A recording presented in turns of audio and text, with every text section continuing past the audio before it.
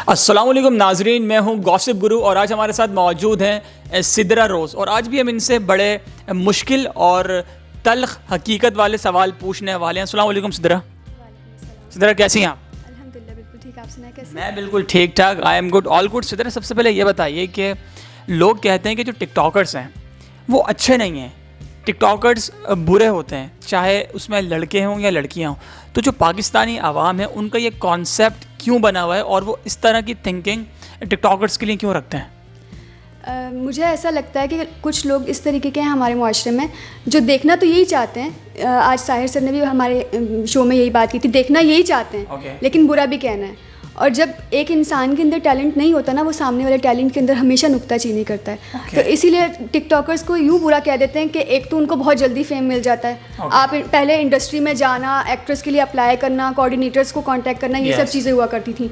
लेकिन अब ऐसा होता है टिकटॉक से ही डायरेक्टर्स डायरेक्ट हायर कर लेते हैं। तो बहुत सारे जो ऐसे एक्ट्रेस हैं ना जो काफ़ी टाइम से स्ट्रगल कर रहे थे इस तरीके की, तो वो थोड़ा डाउन हो गए। दो तरह से देखा जाए तो एक बहुत मिडिल क्लास फैमिली के लोग होते हैं, वो टिकटॉकर्स को अपनी तरीके से जज करते हैं, और एक हाई क्लास के होते हैं, वो इस वजह से बुरा कह देते हैं क्योंकि वो उनकी जगह ले लेते हैं। अच्छा, लाइक आपने कहा कि टिकटॉकर्स के पास बहुत सारा टैलेंट होता है, तो फॉर एग्जांपल आप कुछ बता सकती हैं कि लाइक उनके पास क्या ऐसा टैलेंट होता है कि जो डायरेक्टर्स हो गए या प्रोड्यूसर्स वगैरह हो गए, वो उनको अपनी चीज़ के लिए, लाइक कोई शॉर्ट फिल्म है, कोई ड्रामा है, कोई मूवी है, तो उसके लिए वो उनको बुला रहे हैं। क्या आप समझती हैं टिकटॉकर्स के पास ऐसा टैलेंट मौजूद है? सबसे बड़ी चीज़ होती है कैमरा फेस करना। टिकटॉकर्स के पास ये चीज़ होती है कि वो मोबाइल में देख कर ना इतना कॉन्फिडेंट उनके अंदर आ जाता है कि वो बोलना स्टार्ट होता है। तो डायरेक्टर्स को इतना पता होता है इस बंदे पे मुझे इतनी मेहनत नहीं करनी। और दूसरी चीज़ ये कि हमारे पाकिस्तान में बहुत सारे ऐसे टिकटॉकर्स हैं जो अपनी आवाज़ में, अपने वोकल में जो है टिकटॉक बनाते हैं। तो उन्हें पता है माइक वगैरह का, उनका साउंड जो है, ये सब चीज़ें ये बहुत मैटर करती हैं हमारी मीडिया इंडस्ट्री में, आपको पता ही है। तो इस चीज़ के लिए ज़्यादा फिर मेहनत नहीं करनी पड़ती डायरेक्टर्स को, इसीलिए वो हायर कर लेते हैं। अच्छा, इस तरह ये बताइए कि लाइक जब आपने मीडिया में आने का लाइक सोचा, अपने करियर का आगाज़ किया, तो उस वक्त आपको लाइक कुछ तनकीद का सामना करना पड़ा या आपको हर किसी ने सपोर्ट किया और कहा जाइए सिद्रा, आपके लिए सारे दरवाजे खुले हुए हैं, जो आपको करना है आप करें? मैं मिडिल क्लास तो मेरे लिए शायद बहुत बड़ा अल्फाज होगा। मैं मिडिल क्लास से भी डाउन क्लास फैमिली से बिलोंग करती थी कि हमारे घर में जो है खाना भी नहीं बनता था। समटाइम्स ऐसी चीज़ें होती थी, खाना भी नहीं बनता था। तो जिस एरिया में मैं रहती थी, लियारी में मैं रहा करती थी, तो वहाँ के लोग और वहाँ के, मतलब मैं बहुत शॉर्ट में इस चीज़ को एक्सप्लेन करूँगी कि मुझे जो है वो एक गलत नज़र से देखने लग गए थे कि ये इसकी वीडियोस वायरल हो रही हैं। स्टार्ट में मैंने जो है फ़न के लिए ऐसी वीडियो बनाई थी, और मुझे नहीं पता था वायरल हो जाएगी, मुझे नहीं पता था यहाँ से इतना फेम मिलेगा, पैसे मिलेंगे। ज़ाहिर है हम लोग ऑफिस वर्क के लिए जाते हैं, जगह जगह अप्लाई करते हैं, हमें इतनी सैलरी नहीं मिलती कि हम अपना घर चलाएँ, ये सब चीज़ें करें। तो माशाल्लाह अल्हम्दुलिल्लाह मैं इस चीज़ के लिए अल्लाह का शुक्र अदा करती हूँ कि मैंने अकेले टिकटॉक वगैरह बनाकर यहाँ वहाँ से PRs लेकर अपने पूरी फैमिली को यहाँ शिफ्ट कर लिया, लियारी से शिफ्ट कर लिया, और आज अपनी फैमिली को सपोर्ट करी, और आज कोई मुझे मिडिल क्लास भी नहीं कहता। अच्छा, ये बताइए कि जब आपने लाइक मीडिया में आने का सोचा, आपने कदम रखा, तो उस वक्त आपके कितने फॉलोवर्स थे और आपके पास उस वक्त कौन सा मोबाइल था? मैं मीडिया में जब गई थी मेरे पास मोबाइल नहीं था। अच्छा, मोबाइल नहीं था आपके पास जब आप मीडिया में आई थी, तो मतलब फिर कैसे आ गई? मतलब यार इतने सारे कॉन्टैक्ट्स करना होते हैं, मैसेजेस करना होते हैं, लोकेशन है और आपका राब्ते में रहना बहुत ज़रूरी होता है, तो फिर वो सारी चीज़ें आपने कैसे मैनेज की? ऐसा हुआ था कि मैं आर्ट्स काउंसिल जाया करती थी, मुझे सिंगिंग का बहुत ज़्यादा शौक था। तो are you singer by the way? नहीं, I am not singer, I was trying to be a singer, लेकिन फिर मुझे पता चला कि मैं अच्छी सिंगर नहीं हूँ। तो वहाँ एक डायरेक्टर थे, उन्होंने मुझे कहा आप सिंगर अच्छी नहीं हो ना, आप एक्ट्रेस अच्छी हो, क्योंकि मैं एक्सप्रेशंस वहाँ पे सिंगिंग करते हुए एक्सप्रेशंस देती थी, और एक्सप्रेशंस बहुत मैटर करते हैं। तो उन्होंने मुझे एक शॉर्ट फिल्म के लिए हायर किया। मैंने वो शॉर्ट फिल्म की, और वो भी मैंने सबा कमर फरहान सईद के साथ की थी। माशाल्लाह से हम टीवी पर बहुत अच्छा MD प्रोडक्शन का वो सोप था, टेली फिल्म थी, सॉरी। उसके बाद मैंने बहुत सारे सोप किए। बीच में मैंने फिर मीडिया छोड़ भी दिया था क्योंकि मेरा ख़ानदान माशाल्लाह इस चीज़ को अच्छा समझता ही नहीं है। तो मैंने छोड़ भी दिया था। 3 साल के ब्रेक के बाद मैंने कम बैक किया फिर। अच्छा, लाइक आपने मेहनत की, आपको चांस मिला आ गया, तो लाइक मीडिया में आने के लिए जो आप पर तनकीद हुई या जिस किसी ने बुरा भला कहा, तो उसमें लाइक कौन लोग इन्वॉल्व थे और उनका क्या नज़रिया था, ये बताइए। मतलब वो क्या चाहते थे कि आप बिल्कुल ही ना हो मीडिया के अंदर, आप इसमें जॉब ना करो, आप इसमें आगे ना बढ़ो, आप किसी और फील्ड में जाओ, ज़रा ये बताइए। वही एक लड़की को जिस तरीके से जज किया जाता है, एक लड़की के मामले में इस्लाम सामने आ जाता है, जो चीज़ें होती हैं हमारे माशरे में वही सब चीज़ें होती हैं। और मैं ये कहूँगी कि मेरा किसी ने भी साथ नहीं दिया था। मैं खुद बाहर निकली थी, खुद मैंने काम किया। मतलब मेरी मम्मा भी मुझसे काफ़ी टाइम तक नाराज़ रही हैं, तकरीबन 6 महीने तक मम्मा नाराज़ रही हैं। और आज अल्हम्दुलिल्लाह मम्मा कहती हैं मेरा बेटा है, क्योंकि मुझे वो हासिल करना था जो मेरे घर वाले नहीं हासिल कर सकते थे, जो हमारी फैमिली में चल रहा था। वो सब चीज़ें मुझे बदलनी थी। मेरे अंदर एक लगन थी कि मुझे बदलना है, अपनी सब चीज़ों को बदलना है।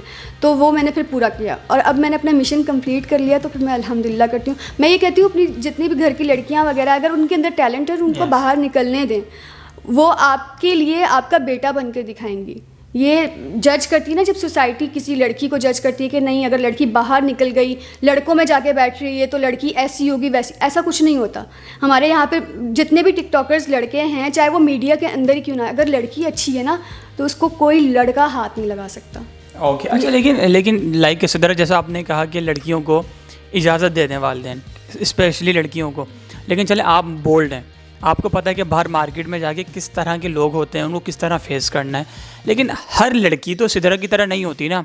हर लड़की को तो नहीं पता ना कि जो लड़का उससे बात कर रहा है, जो शख्स उससे बात कर रहा है, उसकी इंटेंशन क्या है, वो उसके बारे में क्या नज़रिया रखता है, उसके बारे में क्या सोचता है। 10 तरह की चीज़ें होती हैं। तो आपको लगता है कि हर वालिदैन को अपनी बेटी को इजाज़त दे देनी चाहिए?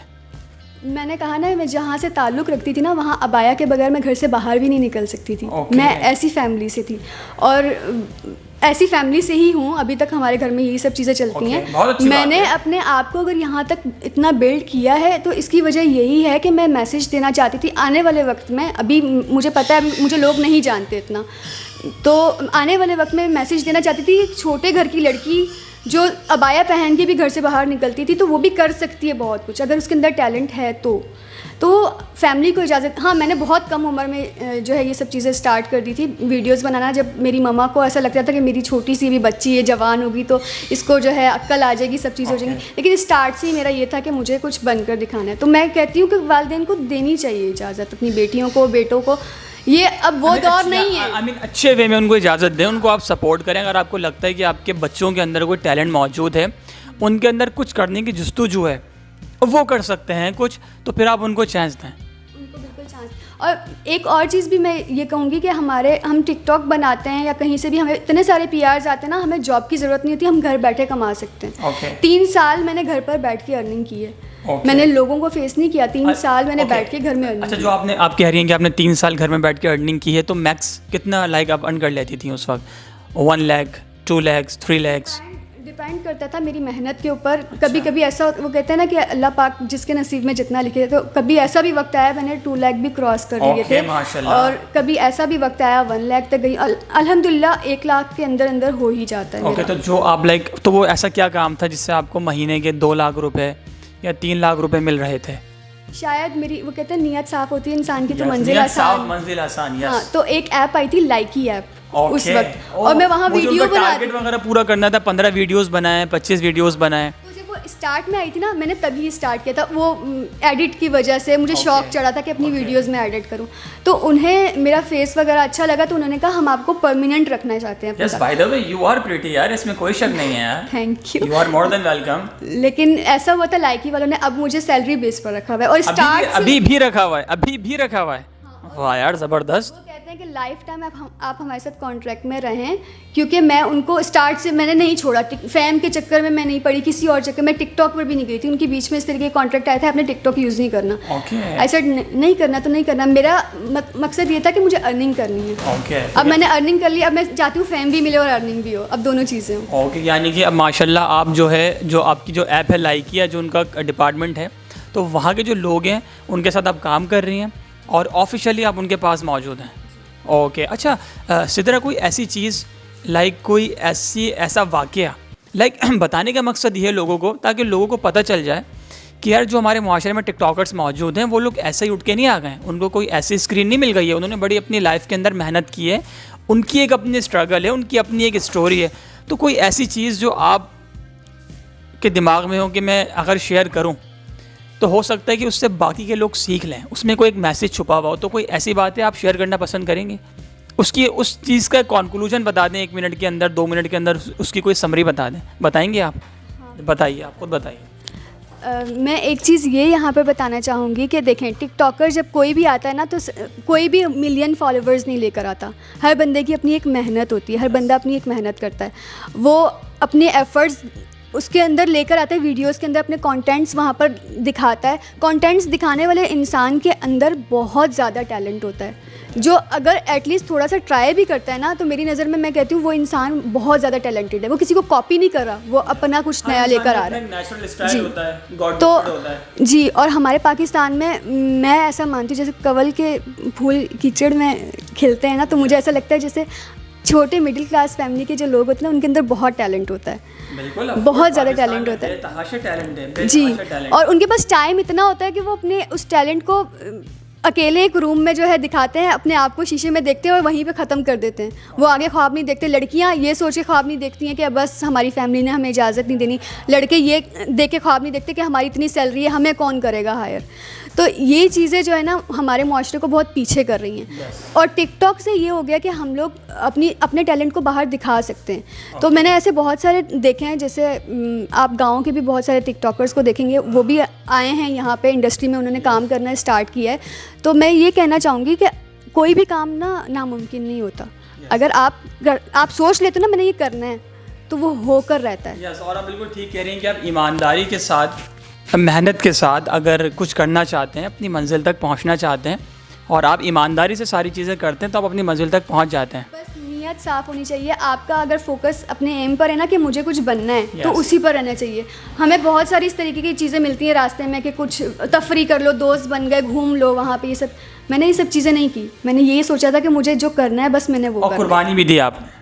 हाँ, मैंने कुर्बानी दी। Okay, well Sidra, thank you so much कि आज आप हमारे साथ मौजूद थी, आपने वक्त दिया। वेल जनाब, तो आज का हमारा बात करने का मकसद ये था कि पाकिस्तान के अंदर लोग टिकटॉकर्स को बुरा भला क्यों कहते हैं, उनको अच्छी नज़र से क्यों नहीं देखते, उनके बारे में गलत परसेप्शन लोगों ने क्यों बनाए हुए हैं। तो वेल जनाब, वही वाली बात कि हर बंदा एक जैसा नहीं होता, हर लड़की एक जैसी नहीं होती, हर इंसान की एक अलग कहानी है। वेल जनाब, उम्मीद करते हैं कि आज का ये वाला इंटरव्यू और सिद्रा रोज़ की बहुत सारी बातें आप लोगों को बहुत अच्छी लगी होंगी। अगली दफ़ा एक नए टिकटॉकर्स के साथ, नए सोशल मीडिया स्टार के साथ आपकी मुलाकात करवाएंगे। जब तक के लिए अल्लाह हाफिज़। बोल एंटरटेनमेंट के शोज देखने के लिए हमारे चैनल को सब्सक्राइब करें और बेल आइकन पर क्लिक करना ना भूलें।